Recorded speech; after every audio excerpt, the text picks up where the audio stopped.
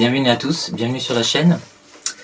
Aujourd'hui, je voulais vous parler d'un grand monsieur à nouveau, qu'on a déjà évoqué sur cette chaîne. Non pas Brian Froud, qui est génial aussi, mais Jim Henson. Donc, puisqu'il a réalisé une série dans les années 80 qui s'appelle Monstres et Merveilles, qui est un petit bijou de créativité, d'audace. J'ai fait un petit montage comme d'habitude. Si ça vous tente, vous pouvez le visionner. Je vous souhaite un bon visionnage et je vous dis à bientôt sur la chaîne si vous le souhaitez. Salut!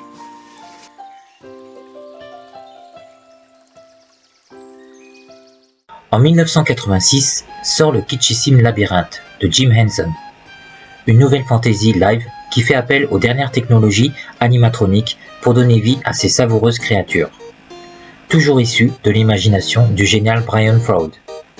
Le film mettant en vedette la toute jeune et touchante Jennifer Connelly et la star revenue au premier plan durant les années 80, David Bowie, fut une déception tant artistique que financière. Après le coup de maître que fut Dark Crystal en 1983. Comment allait rebondir le maître enchanteur? Contre toute attente, le salut vint de la télévision, un média que le créateur du Muppet Show connaît bien. Pour autant, petit écran et ambition artistique ne sont pas forcément antinomiques. La preuve avec l'étincelante série Monstres et Merveilles, The Storyteller, le conteur en VO. Après la légèreté des Muppets, Babies et autres Fraggle Rock, il explore les contes sombres d'Europe, y compris la Russie. Il offre au monde un joyau dont la magie demeure encore inégalée dans les programmes pour enfants. Les différents contes sont adaptés avec intelligence et sensibilité. L'humour peut affleurer ici ou là, notamment à travers le chien qui accompagne le narrateur interprété par le grand et regretté John Hurt. L'animal, lui, sera animé et doublé par Brian Henson, le fils de Jim. À l'origine, le créateur pense à l'incarner par une marionnette avec un système animatronique, mais son collaborateur, Ron Mueck, suite à des tests maquillage, le convainc d'utiliser un acteur pour ce personnage clé. S'il réalise le premier épisode, Jim Henson se fera aider par Steve Barron, avec qui il avait déjà collaboré sur les clips issus de son film Labyrinthe avec David Bowie. Rappelons-nous que ce réalisateur nous a offert les magnifiques clips de Billie Jean pour Michael Jackson et Take On Me du groupe a-ha. Il produira également une très belle version de Pinocchio en 1996 avec le regretté Martin Landau en Geppetto. Autre nom qui deviendra célèbre par la suite, au scénario on retrouve le futur réalisateur du Patient anglais Anthony Minghella. Au casting on découvre de futures vedettes, Sean Bean, l'inoubliable Boromir du Seigneur des Anneaux de Peter Jackson, Alison Doody que l'on retrouvera dans Indiana Jones et la dernière croisade, Miranda Richardson, habituée des rôles de sorcière et de sombre marâtre, vue dans le Sleepy Hollow de Tim Burton, et l'excellent téléfilm Merlin avec Sam Neill dirigé par Steve Barron. Tiens. Sans oublier Jonathan Pryce, fidèle de Terry Gilliam et aperçu lui aussi dans la série Game of Thrones.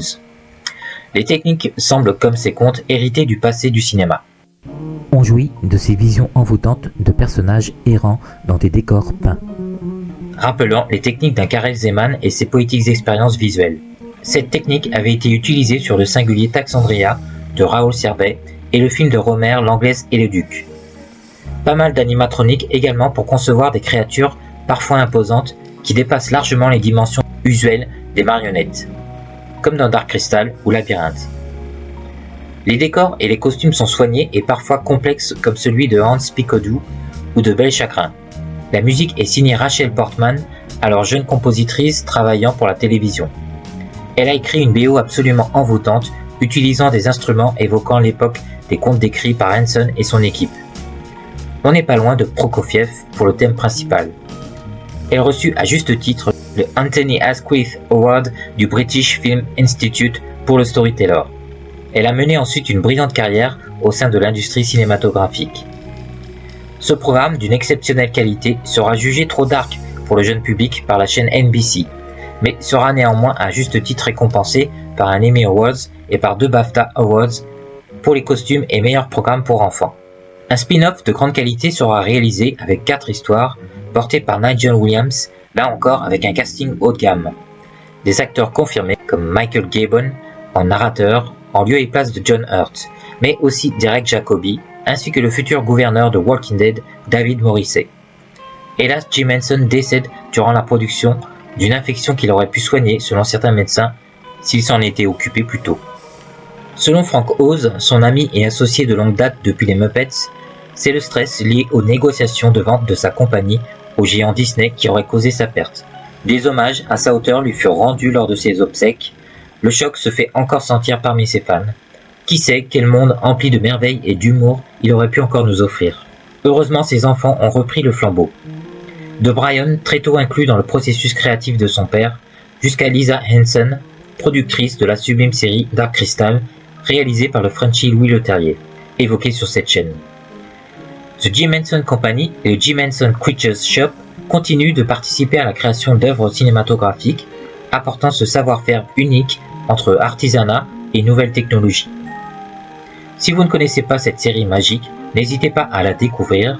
Vous serez surpris par l'intelligence des dialogues, la magie des histoires, la poésie des images et l'humour toujours prompt à détendre des situations en effet assez sombres pour un jeune public. Mais n'est-ce pas là l'essence des vrais contes? À bientôt.